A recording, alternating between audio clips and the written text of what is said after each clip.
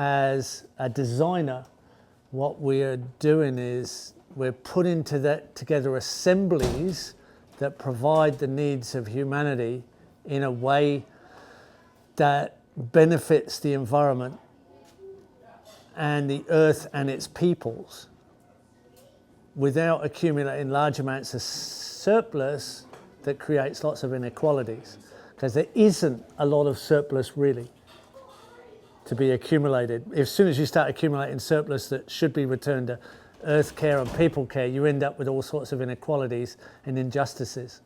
So the ethics of permaculture as a design science, it starts with ethics.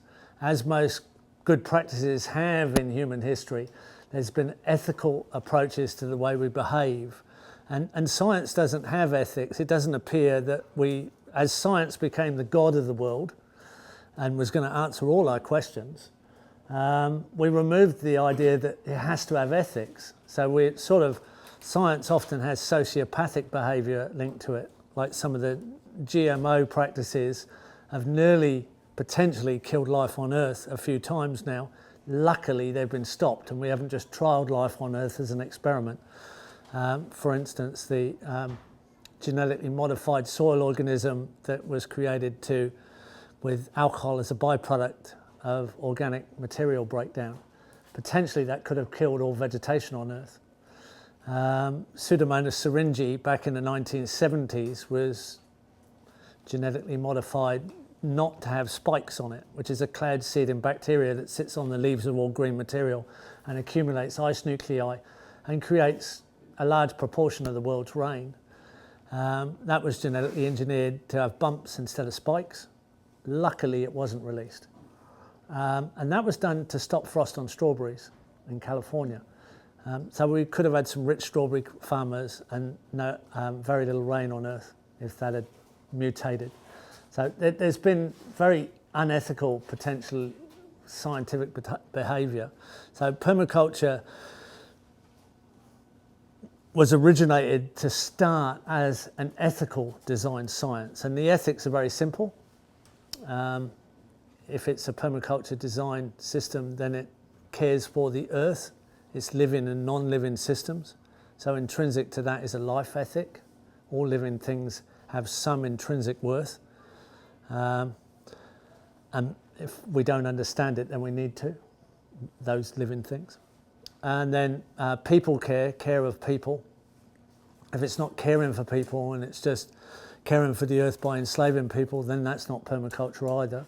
They're a corollary of each other, really. So earth care leads to people care. And when you're caring for people, you need to be caring for the earth as well. And then the third ethic is a return of surplus to the first two ethics, which naturally moderates population, actually, if you look at biological effects. So it's an ethical design science.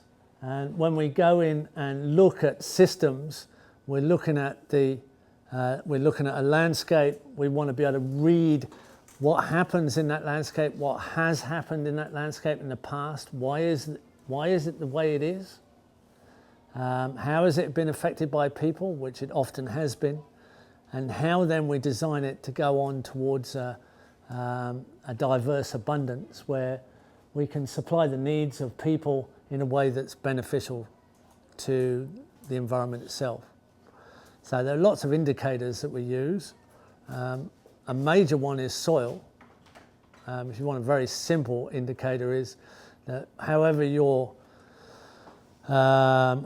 using a earth-based system, unless you're improving the soil quality and quantity, unless you're increasing soil quality and increasing soil quantity, then you're not going to be sustainable, because the base resource all comes from the soil. And in recent years, the biological farming approach, which has gone beyond organic, has really made a big change in the way farmers are thinking about their soils and improving their soils, because it's only with the life in the soil that you can actually improve soils, by improving the life conditions of the soil.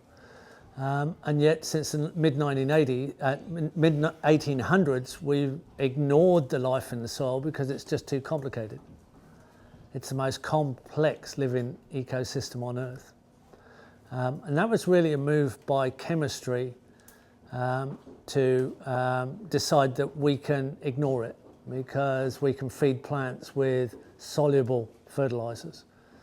And that really didn't evolve until we were able to make sulfuric acid in a laboratory and dissolve rocks.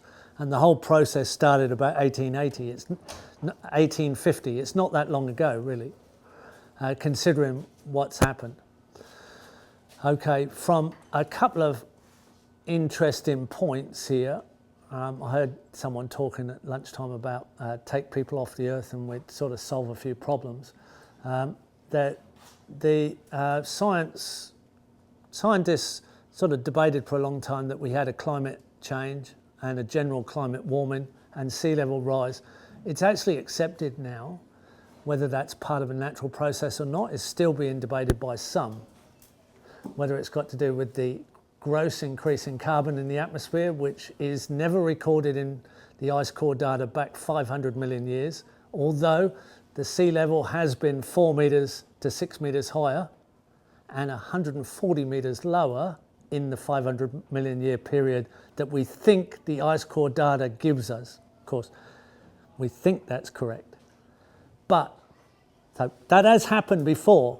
We're on what we call a stable plateau if we're going back 500 million years, and we plummet into an ice age if that data is correct when we get to that right point.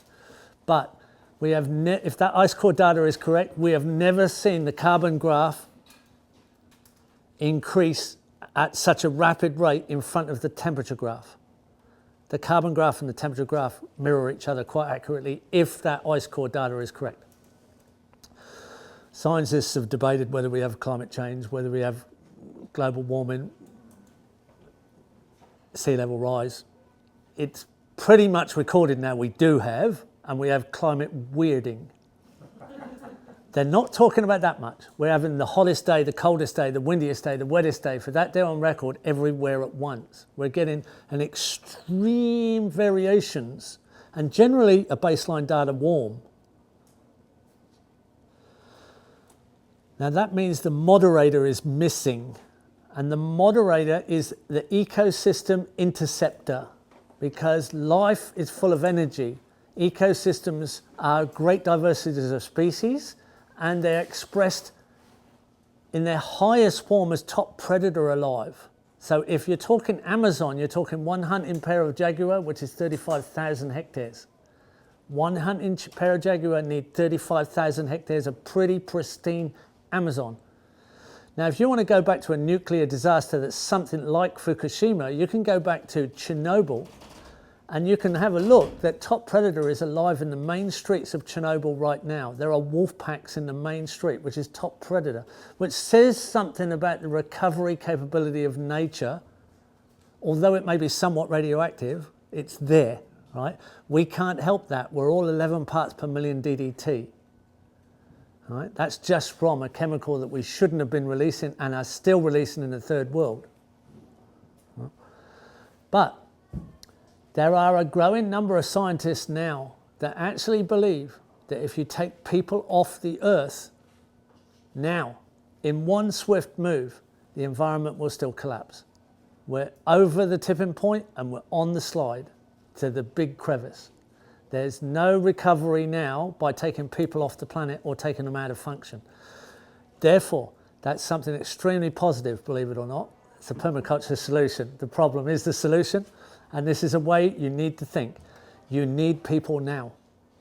You need all of us operating in a positive mode of operation.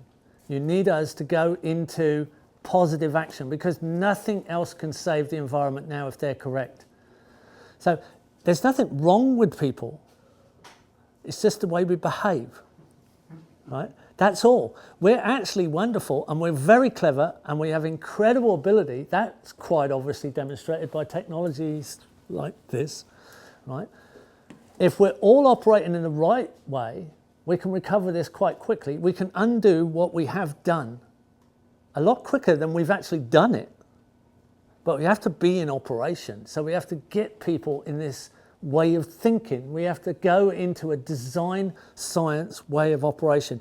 We have to actually grow another micro layer cortex on the outside of our brain. We did it once when we started to read and write. We actually grew a cortex on the outside of our brain, the neuroscientists are saying now. That was that period of evolution when we started to describe the universe and everything around us with reading and writing. Because there was a period when we didn't do that, they say. Now it's a design science evolution. We have to see the world as designers of evolution into a positive operation. So that's a good thing, right? Now, there's a couple of other things that are out there, and I haven't got a lot of time, so I'm hitting you with some hard stuff, right? The other thing is, if we design things really, really well, and I mean really well, right, we can produce this. Now, careful, I have to use my words very carefully because we're on film as well, right? We can produce the same amount of nutrition. I didn't say food. I said nutrition. There's a very big difference between what we call food today and what should be called nutrition, right? We can produce the same amount of nutrition on 2 to 4% of the equivalent area. I didn't say the same area, I said the equivalent area used by agriculture globally. I don't mean 2%, 2 to 4% of the agricultural land. I said 2 to 4% of the equivalent area of agricultural land. And I didn't say food, I said nutrition. Now there's a big difference. In the Middle Ages, most of you look quite European, I think, or mostly somewhat European in genetics. In the Middle Ages, in your European vegetable garden, your ancestors had 4 bitter vegetables you would not eat today. Eric Tosmeyer grows all 4 of them, one of them skirret and things like that. In that period, since the Middle Ages, we have the potential now to diversify our food, our productive crops 800 times in diversity. That's a huge amount. That's massive in that period of time. That's because we've shared species from all the continents and we're still sharing. I'm about to have a meeting next stop in Arizona with Joseph Simcox, the botanical explorer who's going around the world saving some of the last crop origins because we need them. We definitely need them. There's still plenty out there to pull in. So this great diversity. Now, how do you do that? This leads me to the subject they asked me to talk about. I've eventually got there, right? And that is, what do you do about an urban area? What do you do about urbanization? What do you do about, well, actually, the problem is the solution. If you want to do that on 2 to 4% of the equivalent area agriculture uses and create the same amount of nutrition, you have to do urban and perimeter urban agriculture. On the outside of the perimeter urban agriculture, you need to do your rangeland and forestry. Rangeland and forestry fit together very well. Crops need ecosystem interaction, and you need to pay a lot of attention to the areas used by traditional people that didn't have scientific and industrial backup. So just to cut it really simply, the 3 basic climates of the world, if you go to the deserts and look at traditional systems, you'll see there are sustainable systems, not many. There's only about 7 in the whole world that have ever been documented. Sustainable human supply systems. The deserts have 1/4 to half-acre gardens in a polycultural food forest system, a diverse forest interaction in a very small area because it's an extremely easily damaged and very easily stressed system with massive amounts of evaporation and very small amounts of rainfall. That's what makes a desert, evaporation over rainfall. In the tropics, where this capybara was, right, largest rodent in the world that was just going past in the Amazon. In the tropics, they're all 2-acre clearings. The largest crop fields are 2 acres. Doesn't matter whether it's the Indonesian archipelago, the Congo, or the Amazon, all the way around the center, within 10 degrees of the equator, nobody ever gardened a crop field bigger than 2 acres. Outside of that was the ecosystem, and that replenished it with a rest period. and there was set rest periods. Now, if you go to the temperate zones, which we are here, you have larger potential crop fields, and there were only maximum 4 to 5 acre fields. Outside of that, and often smaller than that actually, there was some sort of diverse perennial plant ecosystem that subsidized and supported that crop production. There was an edge interaction. It's the edge to area interaction that gave us stability. So when you're putting a perimeter urban agriculture around a population, you need to take that into consideration. But the thing with urban is, in urban, you have so many micro spaces, you have so much microclimate, you have so many sun angles, you have so many shade angles, because in some climates you need a shade angle. You have so much thermal mass heat gain that you have an extended microclimate potential. You also have wind tunneling and wind shelter. One's good, one's bad, depending which climate you're in. That you can almost get away with murder inside, as far as production is concerned, inside suburbs if they're well designed. If you look at Village Homes Davis in California, which is 39 years old, we documented it last year, it's just quite incredible that that model hasn't been extended globally. It's 39 years old this year.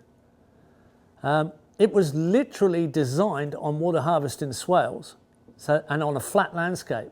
Flat-ish, I mean, no one's perfectly flat, it's got a slight fall. And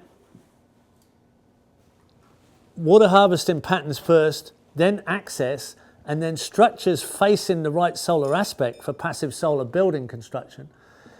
At 39 years old, it is a food forest suburb, and I have never tasted so much good fruit in my life.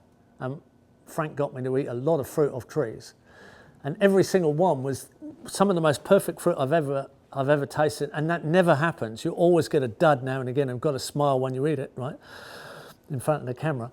But that's the byproduct of the runoff from the suburb, the roads, the houses, the water tanks and everything going to feed the water harvesting swale system and taking those roots down to those deep mineral layers. But the other interesting story we heard in Davis was, Davis had a flood a few years ago, a foot deep right through the whole town.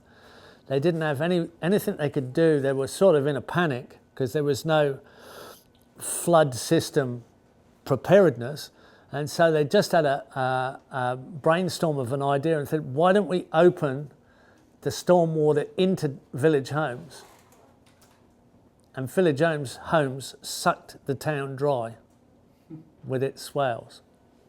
It drew the water into the suburb.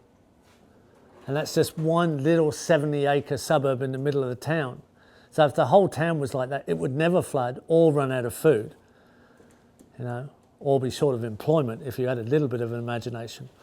And yet that system has not been extended. It was actually lobbied against by the Real Estate Commission because although houses are a little bit more expensive there, nobody wants to leave, so nobody wants to sell, so the turnover is extremely low. But it's actually quite dated now. I mean, you could improve on it quite a lot. So if you start to actually design all the stormwater runoff in a positive, productive direction, all the waste out of a suburb in a positive direction, your transport's very low, your working possibilities are very high because people are living very close to where they can work. And your transport back is very low, right? So you've got very short distances. Everybody's eating local, well-designed, understood food from a system. And your animals can walk in if they need to be processed, and that forestry is a long-term product that you can afford to transport that bit further and process.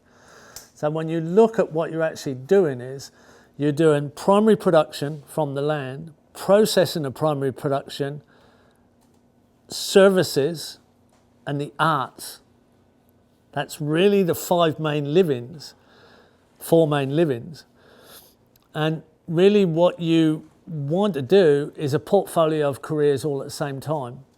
So you'd be much happier if you didn't have one living, but you had, say, 5 livings, maybe one of them was your major living, two of them were minor livings, and the last two were very occasional pastimes that you got paid for sometimes. So you had a portfolio of careers running at the same time rather than one mindless living.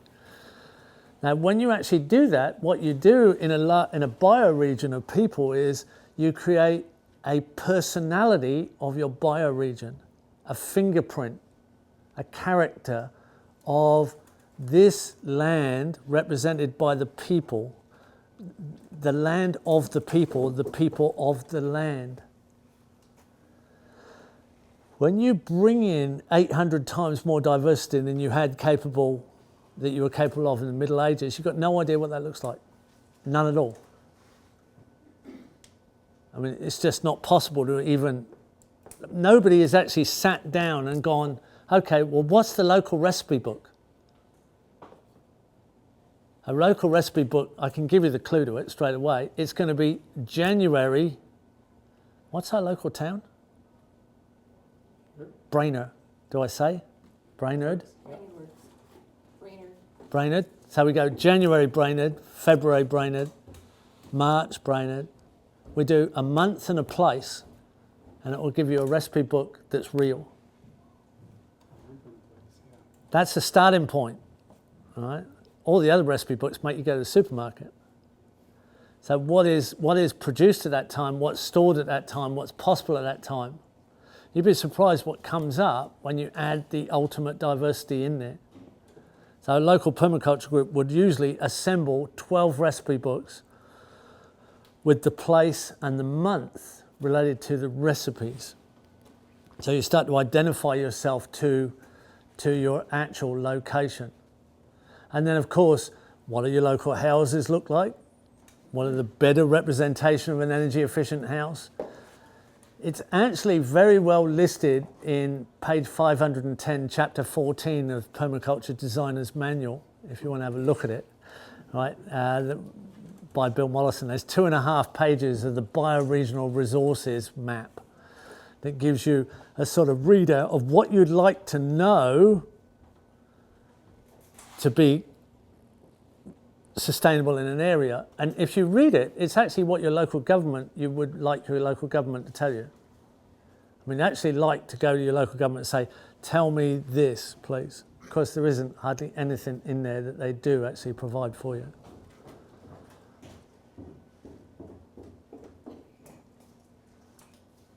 How's that? Thank you. Is that any good?